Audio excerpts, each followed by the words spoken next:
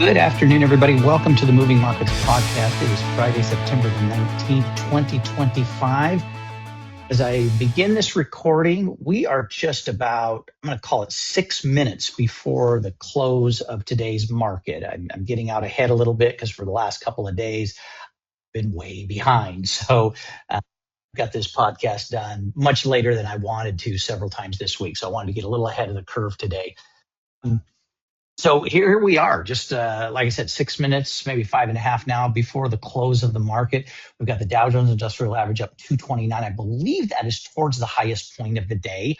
NASDAQ up 146, S&P up 35.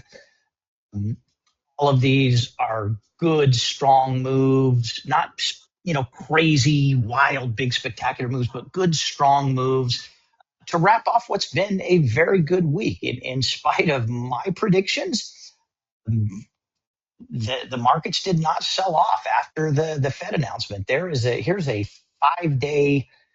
5-day chart, which basically goes from the market open on Monday until today, and you can see it, some little valleys and peaks in there, but overall, if you just draw that line from where things started on Monday morning to where things are ending up today, that's a good, strong week. That's a really good, strong week, and so nothing to complain about. Like I said, I feel like I was dead flat wrong, at least so far, and I don't use the so far to suggest that, oh, don't worry, I will be right eventually.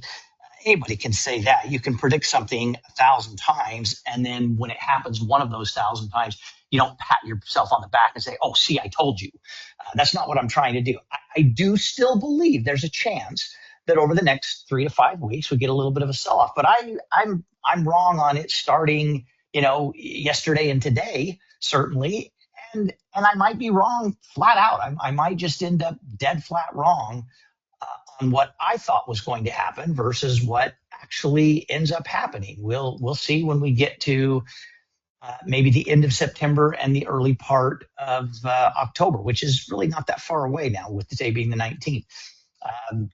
This is an incredible bull run we've had for almost 6 full months now, going back to April's Liberation Day, when President Trump on April 2nd, you can see it right here, on April 2nd, he announced all the tariffs and things crashed. It was very short-lived, had a little bit of a bounce on the recovery, and then it's just literally been straight off.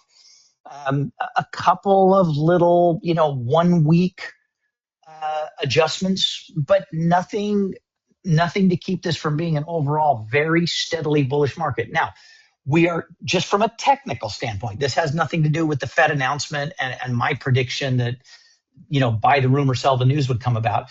We are getting into technically overbought territory. Look here and look here. That does not mean it's the end of a bullish run. I thought when we got to this technically overbought spot, that we might have a much bigger correction. When we got right here, all we did was flatten out a little bit. When we got right here, we had 4 out of 5 days that were down pretty strong. And then just that next bullish run. Those 3 out of 5 days were enough to pull us out of the overbought territory all the way down to the midway indicator on the RSI, and then back up again.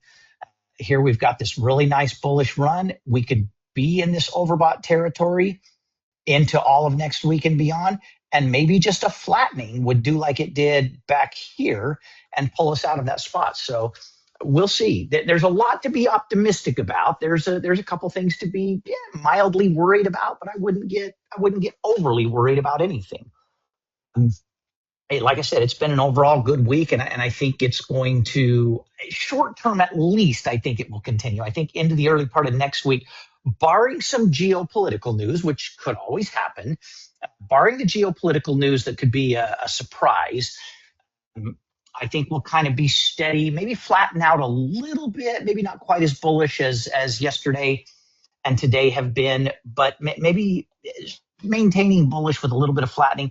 But I do still believe there are some things on the near horizon, both from a technical standpoint as well as these possible geopolitical things, these court things that may or may not go the way of the administration, and we might see a flattening or just a little bit of needed correction, even something that would last a couple of weeks, kind of like we saw back here. This is almost 2 weeks where we were a lot more down than up, although that's not a lot of damage when you look at the overall, no technical crossovers. Something like that in the next couple of weeks would not bother me in the least. It would not shake my faith in a longer term bullish market. I don't like things like this where you get a couple of days that are really almost exaggerated moves. But good solid week and good solid day for sure to end the day on. I think we are just moments away from closing. So I'm going to jump back. I'm going to jump back here real quick. Oh, look at wow. Look at how much the Dow has given up just since we started. It was up 240 points just a minute ago. That's really, that's the year. Let's go back to the 1 day. Still, yeah, you can see it peaked right there. And any second now we're going to close. That's given up almost 100 points. Just I haven't even been online recording for 6 full minutes. And from where we were when I started, we are actually down almost 100 points right now. So little bit of profit taking, maybe a little bit of cashing out before the weekend for some people. And the markets are officially closed now. We'll give this a couple of minutes to sort of settle and see where it ends up. The NASDAQ didn't change hardly at all. The S&P hardly changed at all. The Dow just gave a little back right there at the end. Still a solid day, a little over a third. A few minutes ago, it was a half, but still a very, very solid day if these numbers where it stays. I'm part of the reason I'm online, before the close doing this. I'm going to be traveling this afternoon back to my home in Utah. I've been out in San Francisco with my daughter and my son-in-law and their new baby. I'll be back home tonight, and so we'll be back on a more regular schedule. But I've given it a lot of thought over the last couple of days. I went back and looked at about 6 weeks of data, and honestly, there are a lot of days, Tuesday through Friday, where I was getting 1 or 2 people on live with me when I would go on live at 30 minutes after the open of the market. There were occasions when I had nobody online live with me. And there were a couple of times when I had as many as 5 or 6 people that were online live with me. Those are really, really small numbers for me to commit to that exact time spot. So I'm going to stop doing that. The good news is, we've got upwards of probably a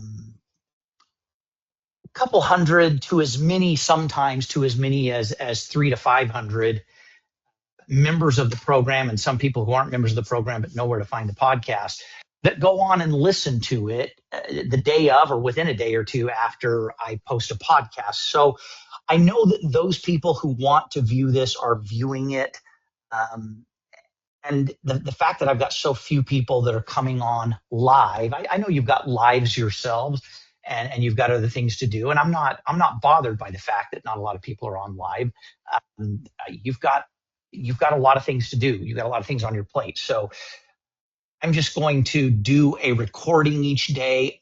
Most of the time, I will tell you, the majority of the time, that recording is going to happen closer to the close of the market than the open of the market.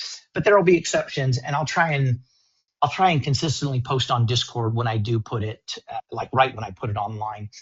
So I don't have anything else to wrap up. Like I said, I admitted I was completely wrong about what the reaction would be to the Fed's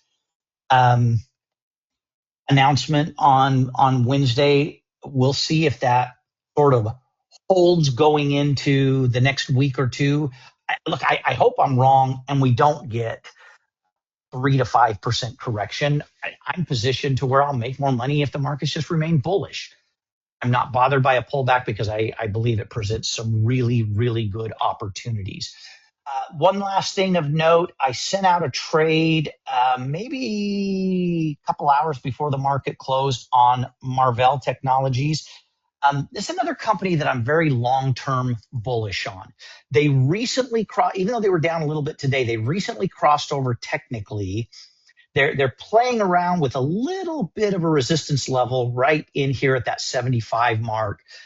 I believe they'll push up through it, and I think they're going back towards their recent highs of $85 a share. And long term, I'm even more bullish than that on this company.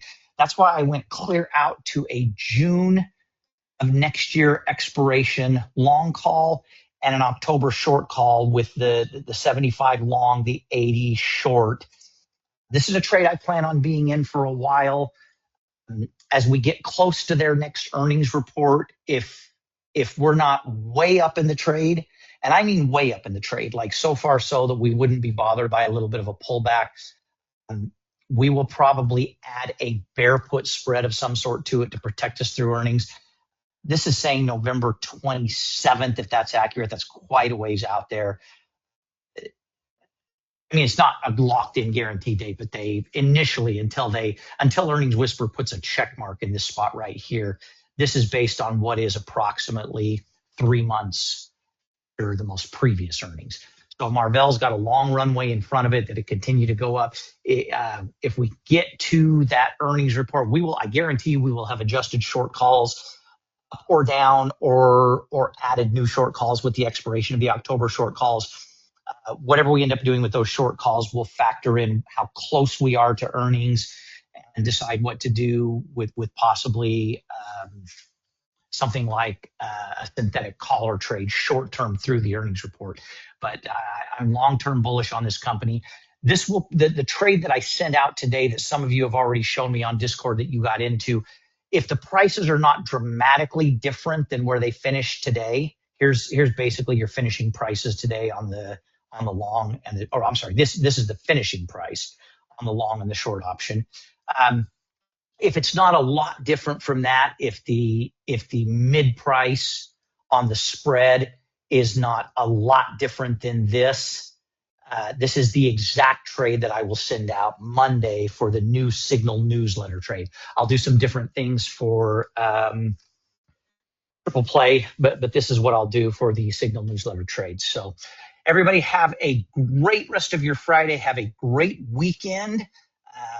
I will be on around the close of the market on Monday for the first podcast of the week. And then, like I said, for the remainder of the week, most likely I'll be doing something right around that close of the market, but I'm not going to do it live moving forward. All right. Have a great weekend, everybody. Thanks. Bye-bye.